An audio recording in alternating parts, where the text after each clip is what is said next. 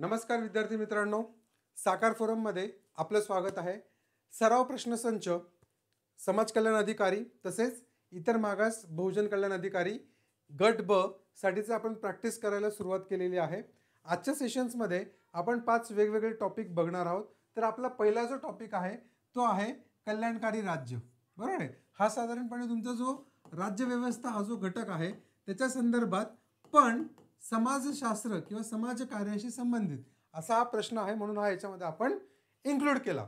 तर प्रश्न काय खूप सोपा आहे. जगात कल्याणकारी राज्याची संकल्पना सर्वप्रथम यांनी मांडली किंवा कोणी मांडली? प्रश्न एकच आहे की जगात कल्याणकारी राज्याची संकल्पना सर्वप्रथम कोणी मांडली? तुमच्याकडे 4 ऑप्शन आहेत. रिचर्ड टिट्युमस, जॉर्ज पेन, मॅकमिलन आणि माल्थस.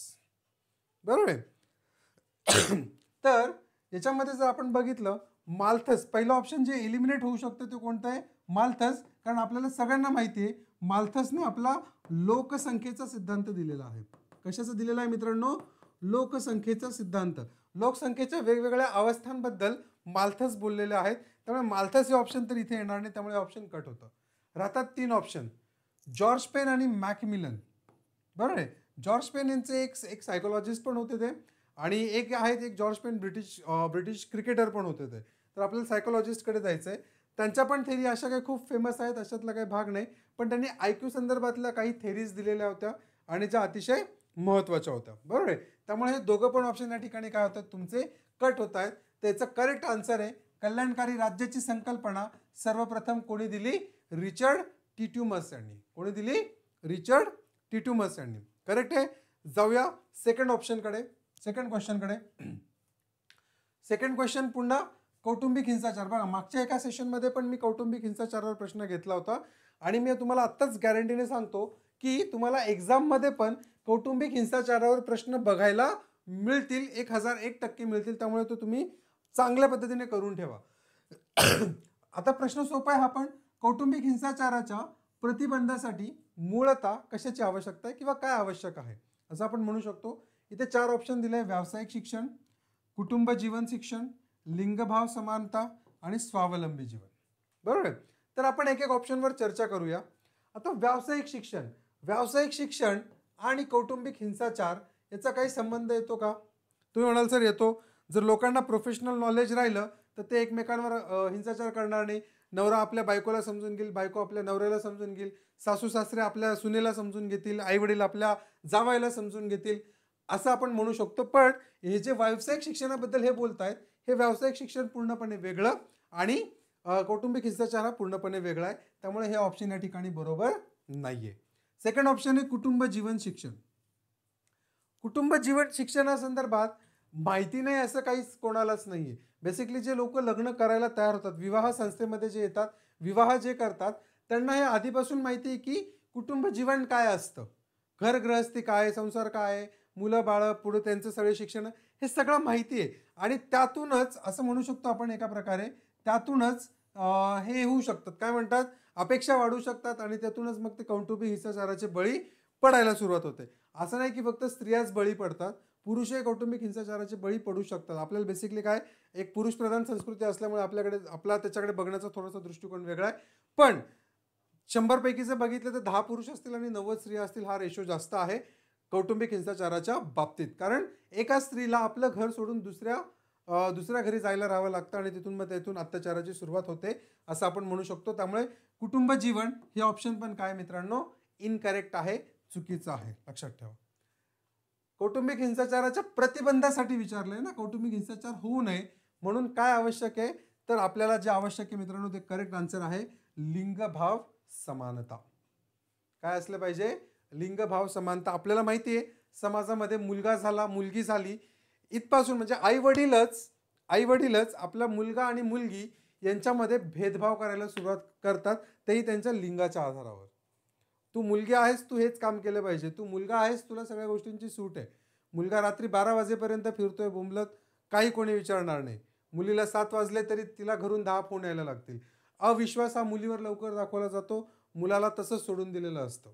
करेक्ट आहे. म्हणजे ह्या जर सगळ्या घटनांचा अभ्यास केला तर आपल्याला लक्षात येतं की लिंगभाव समानता याच्या म्हणजे हे जर असेल तर कौटुंबिक हिंसाचाराला काय करू शकतो आपण, प्रतिबंध करू शकतो. म्हणजे मुलगा असो किंवा मुलगी यांच्यामध्ये जर भेद केलेला नसेल कुठल्याही आधारावर, त्यांच्या कामाच्या आधारावर, त्यांच्या वागण्याच्या बोलण्याच्या कसल्याही आधारावर जर भेद नसेल त्यांच्यामध्ये, तर कौटुंबिक हिंसाचार होण्यापासून थांबवला जाऊ शकतो. त्यामुळे याचं करेक्ट ऑप्शन आहे लिंगभाव समानता, ऑप्शन नंबर सी. येतंय लक्षात? नक्की. जाऊया पुढच्या प्रश्नाकडे. पुढचा प्रश्न आहे मित्रांनो, विशाखा विरुद्ध स्टेट ऑफ राजस्थान हे प्रकरण खालीलपैकी कशाशी निगडित आहे? बरोबर आहे. विशाखा, ऍक्च्युली विशाखा नाव टाकलं इथं. नंतर जे सुप्रीम कोर्टाने इथे सांगितलं आपल्याला, सुप्रीम कोर्टाने या केसमध्ये विशाखा गाईडलाईन्सच दिला होता. विशाखा गाईडलाईन्सच दिला होता. पण तुमच्या माहितीसाठी सांगून देतो, करेक्ट, विशाखा गाईडलाईन्सची जुनी गोष्ट झाली. पहिलं आपण याचं उत्तर बघूया आणि आता सद्यस्थिती काय, करंट काय आहे याचं, चालू काय आहे त्याचं, ते मी तुम्हाला सांगतो. बघा, सगळ्यात पहिले तर विशाखा विरुद्ध स्टेट ऑफ राजस्थान हे प्रकरण खालीलपैकी कशाशीच निगडित आहे? तर पहिलं ऑप्शन आहे कामाच्या ठिकाणचा लैंगिक पक्षपात, समाजातील लैंगिक समानता, कामाच्या ठिकाणाची लैंगिक पिळवणूक आणि कौटुंबिक हिंसाचारापासून स्त्रियांचे संरक्षण. तर तुमच्या माहितीसाठी अगोदर सांगून टाकतो, कौटुंबिक हिंसाचाराचा आणि विशाखा गाईडलाईन्सचा काही संबंध नाही आहे. बरोबर आहे, राईट. कौटुंबिक हिंसाचाराचा आणि विशाखा गाईडलाईन्सचा काही संबंध नाही. हे आपण हे म्हणू शकतो की जे लैंगिक पक्षपात आहे, लैंगिक हा महत्त्वाचा घटक याच्यामध्ये. तर तिघं ठिकाणी तुम्ही लैंगिक हा शब्द बघतायत बघा. पण मग यातला करेक्ट ऑप्शन कोणतं आणि कसं ओळखायचं? तर सगळ्यात महत्त्वाचं समाजातील लैंगिक समानता जी आहे ती आहेच. त्याच्यावर सुप्रीम कोर्ट काही विशाखा म्हणजे एखादा खटल्यामध्ये एखादं जजमेंट पास करणार नाही. समाजातील लैंगिक समानता, असमानता आपण जी म्हणतो ती आजही एक्झिस्टिंगमध्ये आहे, इतके कायदे असताना पण आणि ते पण असताना. त्यामुळे हे ऑप्शन त्या ठिकाणी करेक्ट लागत नाही लॉजिकली जर विचार केला तर. आता दोन ऑप्शन इथे बघा, दोन सेम ऑप्शन आहेत. एक आहे कामाच्या ठिकाणचा लैंगिक पक्षपात आणि दुसरं आहे कामाच्या ठिकाणची लैंगिक पिळवणूक. बरोबर आहे. तर मित्रांनो, कामाच्या ठिकाणी ज्या ठिकाणी तुम्ही काम करतात त्या ठिकाणी बऱ्याच वेळेला काय होतं, एखाद्या गोष्टीच्या प्रमोशनच्या बदल्यामध्ये नको त्या गोष्टीची मागणी बॉसकडून केली जाऊ शकते. त्यानंतर बॉस आपल्या फेवरेट एम्प्लॉईला, जे पण कामगार असेल त्यांना काहीतरी प्रेफरन्स देत असेल, त्यांच्याशी बोलत असेल, वेगवेगळे हावभाव करत असेल, चुकीचे इशारे देत असेल, स्टॉकिंग करत असेल, ह्या सगळ्या घटनांमध्ये, बरोबर आहे, म्हणजे त्याला आपण म्हणतो की लैंगिक पिळवणूक त्या व्यक्तीची जर होत असेल तर त्यासाठी सुप्रीम कोर्टाने विशाखा गाईडलाईन्स दिलेल्या होत्या. कशासाठी दिलेल्या होत्या? विशाखा गाईडलाईन्स. आता याचं करंट सांगतो. विशाखा गाईडलाईन्स ह्या जुन्या झाल्या आहेत, त्याची जागा आता पॉश या कायद्याने घेतली आहे. कोणत्या कायद्याने? पॉश. पॉशचा फुल फॉर्म आहे prevention of sexual harassment. Prevention of sexual harassment याने त्याची जागा घेतलेली. मित्रांनो, याच्यावर मी डिटेलमध्ये एक व्हिडिओ बनवेल जेणेकरून तुम्हाला त्या कायद्यातले जे जे कलम आहेत ते सगळे तुम्हाला माहिती पडतील. लक्षात ठेवायचं. करेक्ट आहे. त्यानंतर म्हणजे मग याचा करेक्ट आन्सर काय आलं मित्रांनो? ऑप्शन नंबर पुन्हा सी. जाऊया पुढच्या प्रश्नाकडे. 9वा प्रश्न म्हणजे आजचा 4था प्रश्न आपण म्हणू शकतो. हा बेसिकली मी आजच्या पेपरमध्ये राज्यव्यवस्था हा जो घटक आहे हा कव्हर करण्याचा प्रयत्न केला आहे. पण राज्यव्यवस्था कशी? समाजकार्याशी संबंधित. कशी? समाजकार्याशी संबंधित. बघा, मी माझ्या स्ट्रॅटेजी लेक्चरमध्ये ज्यावेळेस 75 दिवसाचं नियोजन हा विषय मी ज्यावेळेस टाकला होता त्याच्यामध्ये मी तुम्हाला सांगितलं होतं की वेळ कमी आहे, त्यामुळे सगळं वाचत बसण्यापेक्षा, फापट पसारा वाचत बसण्यापेक्षा टू द पॉईंट, एक्झॅक्ट जे आहे, ज्याची रिक्वायरमेंट आहे तेवढं जर केलं तर त्याचा बेनिफिट नक्कीच तुम्हाला होऊ शकतो, हे मी तुम्हाला खात्रीने सांगतो. राईट. तर जाऊया आजच्या प्रश्नाकडे. भारतीय संविधानाच्या कलमानुसार अनुसूचित जाती, अनुसूचित जमाती यांच्यासाठी कल्याणकारी सेवा बंधनकारक केल्या आहेत.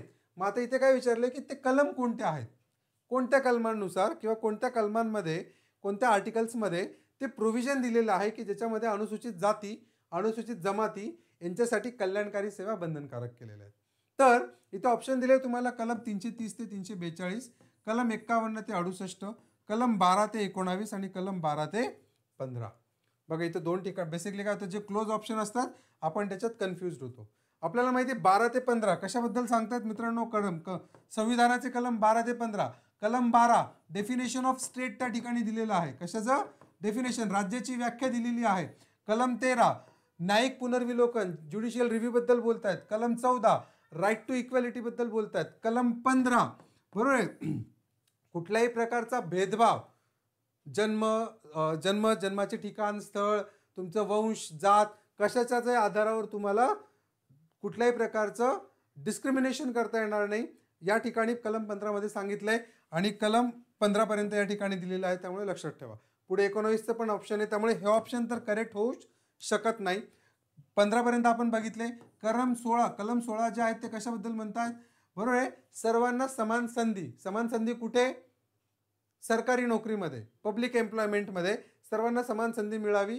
हां, त्या ठिकाणी रिझर्वेशन्स वगैरे दिलेले आहेत महिलांना किंवा रिजन वाईज दिलेले आहेत. पण ते असं कल्याणकारी सेवा त्याच्यामध्ये दिलेल्या नाहीत. प्रश्न कशाशी आहे? कल्याणकारी सेवा. बरोबर आहे. सो 16 तुम्हाला समजलं. कलम 17 मध्ये काय सांगितलंय मित्रांनो? कलम 17 हे तुमचं अबॉलिशन ऑफ अनटचॅबिलिटी म्हणजे काय? ज्याला आपण छूत अछूत म्हणतो आपण त्याला, बरोबर आहे, त्याच्यापासून मुक्ती देण्यासाठी. म्हणजे तुम्ही करू शकत नाही, कुठल्याही प्रकारे भेदभाव करू शकत नाही तुम्ही, हा उच्च दर्जाचा हा नीच दर्जाचा असं काही नसणार आहे त्याच्यामध्ये. ते कलम 17 मध्ये दिलंय. कलम 18 आर्टिकल 18 हे तुमच्या अबोलिशन ऑफ टायटल्स बद्दल बोलतं. टायटल्स म्हणजे काय? ज्या पण पदव्या आहेत, पदव्यांचे निराकरण. म्हणजे काय की इंग्रजांच्या काळामध्ये तुम्हाला राव बहादूर, राय बहादूर, सर, बरोबर आहे, डॉक्टर अशा पदव्या दिलेल्या जायच्या आणि त्या पदव्या नावापुढे लावल्या जायच्या. तर आपल्या कॉन्स्टिट्यूशनने त्या काढून टाकलेल्या आहेत. आणि कलम 19 तुम्हाला माहिती मित्रांनो कशाच्या संदर्भात आहे? कलम 19 आहे freedom of speech and expression, बोलण्याचे स्वातंत्र्य. बरोबर आहे, त्याच्या संदर्भात कलम 19 आहे. त्यामुळे सेकंड ऑप्शन, थर्ड ऑप्शन पण तुमचं येणार नाही. आता कलम 51 ते 68 आपल्या सगळ्यांना माहिती आहे. बरोबर आहे. कलम 51 मध्ये DPSP संपतात. त्यानंतर 52 पासून राष्ट्रपती, गव्हर्नर यांची कार्य, राष्ट्रपती त्यांची कार्य, त्यांच्या नेमणुका, त्यांचा कार्यकाळ, हे सगळे एक एक कलमामध्ये आपल्याला दिलेलं आहे. त्यामुळे ऑप्शन नंबर 3 पण काय त्या ठिकाणी चुकीचं. ऑप्शन नंबर 2 पण काय चुकीचं आहे. करेक्ट आन्सर काय मित्रांनो? कलम नंबर 330 ते 342 याच्यामध्ये अनुसूचित जाती, त्याच्यासाठी असलेले मागासवर्ग आयोग, इतर मागासवर्ग आयोग, अनुसूचित जमातीशी संबंधित आयोग, शेड्यूल्ड ट्राईब्स संदर्भातील आयोग, त्यांच्यासाठी असलेला आवश्यक सेवा, हे सगळं कलम 330 ते 342 मध्ये देण्यात आलेले आहे. ही गोष्ट लक्षात ठेवा. त्यानंतर होप सो तुम्हाला प्रश्न क्लिअर आहे. याचा करेक्ट आन्सर काय मित्रांनो? Option number A. जाऊया आजच्या शेवटच्या प्रश्नाकडे. शेवटचा प्रश्न आहे, डॅश डॅश या मानसशास्त्रज्ञांनी अनुवंश संबंधीचे संशोधन केले आहे. डॅश डॅश या मानसशास्त्रज्ञांनी अनुवंश संबंधीचे संशोधन केले. हा तसा डायरेक्ट प्रश्न आहे. ज्याला माहीत असेल त्याला उत्तर येईल, ज्याला माहीत नसेल त्याला ते येणार नाही. माझा प्रयत्न हाच आहे की मी करेक्ट उत्तर देऊन बाकीचे पण जे आहेत त्यांनी काय काय सांगितले ते तुम्हाला माहिती असलं पाहिजे. अल्फ्रेड बिने हे पण एक सायकोलॉजिस्ट होते. त्यांनी कॉम्पिटिटिव्ह जे म्हणतो आपण मुलांमध्ये असलेला कॉम्पिटिटिव्हनेस, बरोबर, त्यांचा IQ लेवल, याच्या संदर्भात त्यांनी काय केलेलं आहे? संशोधन केलेलं आहे. बरोबर. त्यानंतर याचं करेक्ट आन्सर आहे सगळ्यात अगोदर ग्रेगर मेंडल यांनी काय केलंय? अनुवंशासंबंधीचं संशोधन केलेलं आहे. याचं करेक्ट आन्सर ते. कोफ्का आणि कोहलर, बघा आपण आपल्या एका लेक्चरमध्ये गॅस्टॉल्ट थेरी हा टॉपिक शिकलो होतो. गॅस्टॉल्ट थेरी देणारे कोण होते तुमचे? कोफ्का आणि कोहलर यांनी दिली होती. वर्धायमर हे नाव मी असंच टाकलं होतं तुम्हाला. करेक्ट आहे. सो हे आहेत तुमचे प्रश्न मित्रांनो. या प्रकारचं माहिती तुमच्याकडे असली पाहिजे, इन्फॉर्मेशन तुमच्याकडे असली पाहिजे. आणि यात जर तुम्हाला काही शंका येते किंवा काही तुम्हाला समजत नाही तर तुम्ही ते कमेंट करून नक्कीच विचारू शकता. तुम्ही व्हिडिओला लाईक, शेअर आणि सबस्क्राईब केलं असेल अशी आशा ठेवतो आणि भेटूया पुढच्या लेक्चरमध्ये. धन्यवाद मित्रांनो.